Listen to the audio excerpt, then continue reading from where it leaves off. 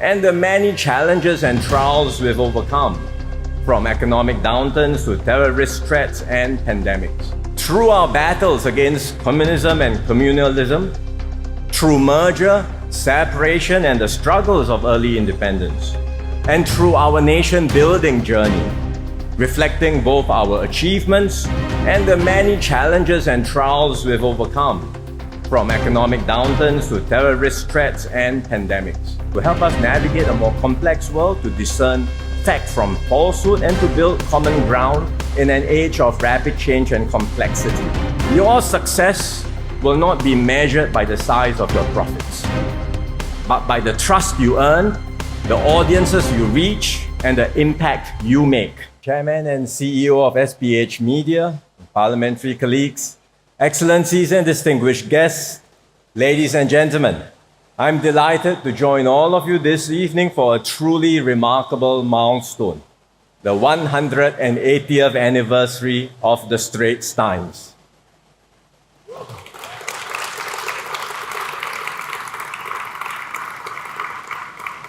Not many organizations endure for 180 years, let alone in the fast-changing media world. That the Straits Times has done so speaks volumes about its relevance, its resilience, and its remarkable ability to evolve. It began in 1845 as an 8-page English weekly, then called the Straits Times and Journal of Commerce, catering to the European community in colonial Singapore. And we all can see for ourselves a replica of the very first issue of the Straits Times. It's my first time seeing it. I don't know about you, but my first reaction was, so many advertisements. I'm sure today's Straits Times teams will be delighted, or SPH Media will be very happy. My second reaction was, such small print. I'm told it's the actual size, so the people back then must really have very good eyesight. Anyway, today the Straits Times is the oldest English language newspaper in East Asia, older than even global titles like the New York Times and the Daily Mail. It has built up a loyal readership across generations in Singapore and across the world. The Straits Times has chronicled every chapter of the Singapore story, through the colonial era, through our battles against communism and communalism, through merger, separation, and the struggles of early independence, and through our nation-building journey, reflecting both our achievements and the many challenges and trials we've overcome, from economic downturns to terrorist threats and pandemics. As our newspaper of record, you've not only reported the events of our time, you've also captured the spirit of every generation, our hopes, our fears, our aspirations. And you have never stood still. You have embraced change and innovation, experimenting with new formats and technologies, adopting digital tools and online platforms, and rethinking how stories are told. And so the Straits Times has become more than just a newspaper. You are a trusted voice for Singapore, explaining the issues of the day, helping us make sense of a complex world, connecting Singaporeans to global developments, and carrying Singapore's perspectives beyond our shores. And that's why I was heartened to learn that the Reuters Institute had recently ranked the Straits Times as the most trusted news brand in Singapore.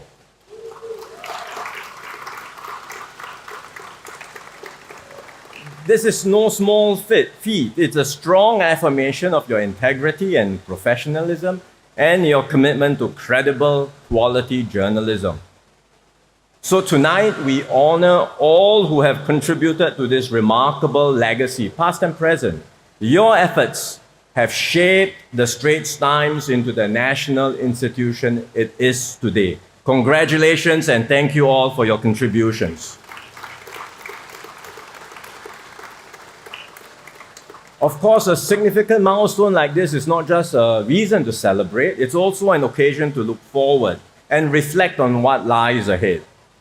Over the past decades, the media landscape has gone through multiple revolutions, from the age of print to radio and television, to the rise of the internet and now the era of social media. Each wave brought significant disruptions, but also new opportunities and possibilities. Today, the pace of change is faster than ever. News is no longer confined to broadsheets or the evening bulletin. It flows 24/7 across apps, platforms, and borders, and it is consumed in a range of formats or even summarized by AI. Audiences are no longer passive consumers because anyone can be a content creator.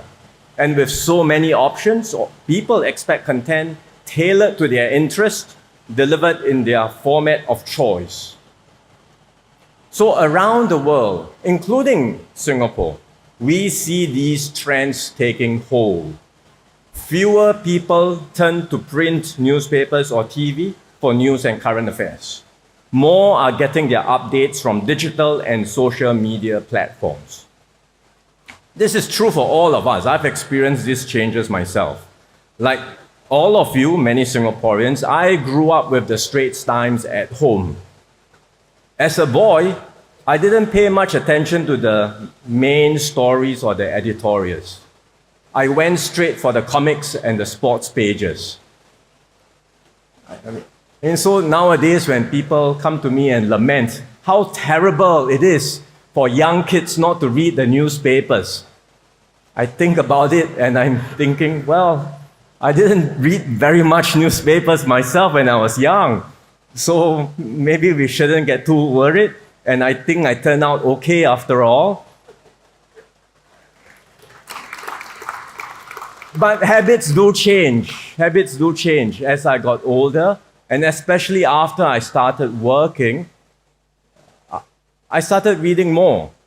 Perhaps because I got more interested in news and current affairs because of work requirement too. But then after, when I started work, reading the newspapers became a daily ritual. I would spend half an hour or more each morning reading the Straits Times cover to cover. And I would enjoy doing that, look forward to it every morning. But over the last decade or so, with the rise of social media, my reading habits have changed yet again. Today, I still read the Straits Times, but not the printed edition. I access everything from the app, either on my tablet or phone, and I keep up with breaking news through the day. And I must confess, the Straits Times is no longer my only morning companion. I have many others. I access current affairs and news from a variety of sources, both local and international. I follow commentary from individuals writing on Substack. I listen to podcasts. I watch video clips on YouTube. So it's a much more varied information diet. I'm sure my experience is not unique. I suspect it's true for many others. So what does this mean for the Straits Times? Your competition is global. You're competing not just with other traditional media outlets, but also with the best content creators worldwide and with everything else on people's screens for their time and attention. And you have to adapt to this new media environment. Your key strength is your deep and consistent coverage of Singapore and our region in Southeast Asia. So in matters of national importance, whether it's a crisis like COVID or major events like the general election, people still turn to you as the trusted source of information and your direct readership goes up. But even at other times, much of what circulates online still originates from your reports. This credibility is a real asset and competitive advantage. But as media consumption habits evolve, so must you. You will need to keep adapting, both the news products you generate and also how you reach and engage your audiences. This will not be easy. Adapting to these shifts will involve tough choices. There will be trade-offs to manage, including the risk of cannibalizing existing formats or disrupting long-standing work processes. For example, to stay relevant, you will need to experiment with how content is presented across different platforms. This means rethinking how different formats can best serve diverse audience needs. I believe there will still be a place for print, and we should all do our best to keep print newspapers viable in Singapore for as long as possible. But 10 years from now, the printed Straits Times may well look quite different from what it is today, in style, tone, and length. It has to be different if it is to remain relevant and useful to future readers. What changes should you make in order to stay relevant? Ultimately, only the Straits Times itself can make this call, weighing the opportunities, managing the risk, and evolving in a way that stays true to your mission while meeting the changing needs of your readers. The government is not in a position to prescribe the solution, nor will I attempt to do so. But let me offer 3 broad reflections on what the Straits Times can continue to do to stay relevant. First, build on your strengths as a trusted anchor for Singaporeans. Even as reader preferences become more diverse and fragmented, we will need trusted and unbiased sources of information. In today's digital environment, it's easy to fall into echo chambers or be fed only what algorithms think we want to see. Singapore needs trusted media that continue to present balanced perspectives, surface different points of view, and hold meaningful conversations so that we can better understand one another and develop a common understanding of the world.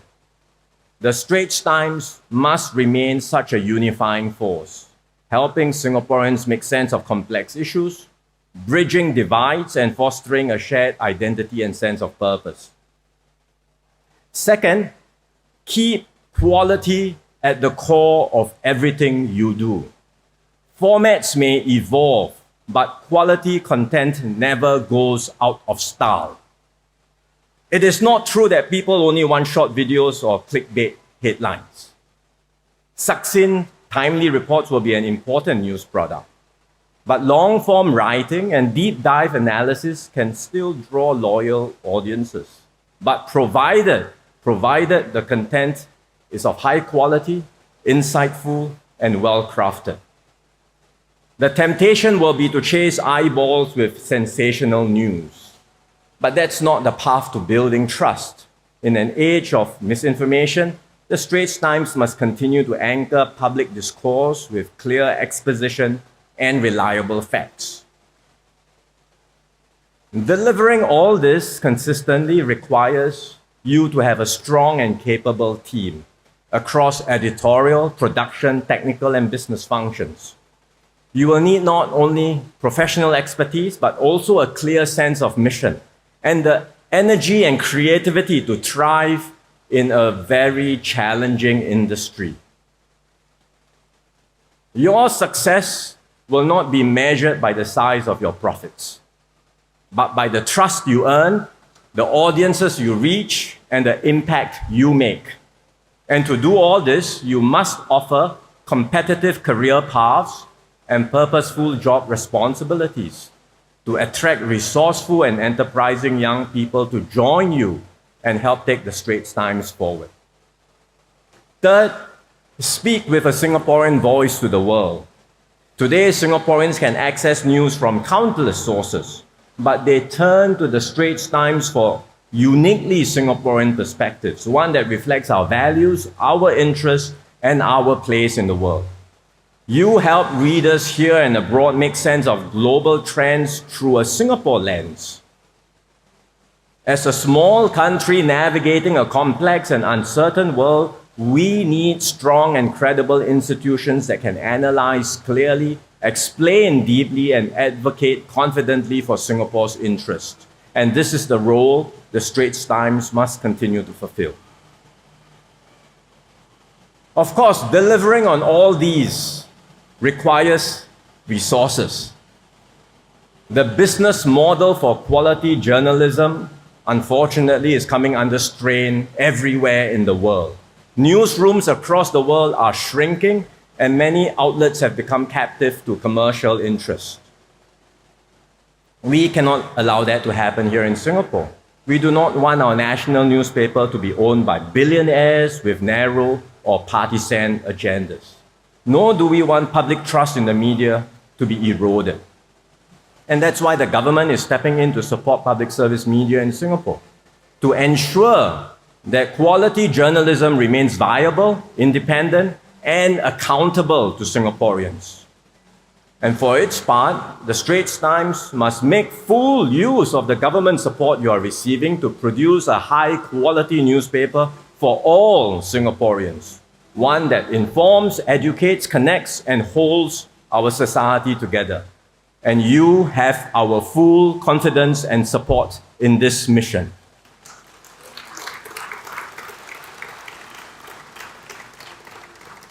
So now more than ever, Singapore needs trusted media to help us navigate a more complex world, to discern fact from falsehood, and to build common ground in an age of rapid change and complexity. I'm heartened to see the Straits Times pressing on, evolving with the times, embracing innovation, and staying true to your mission.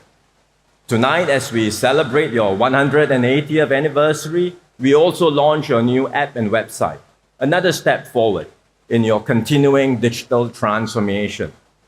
So finally, congratulations once again to everyone at the Straits Times on this milestone.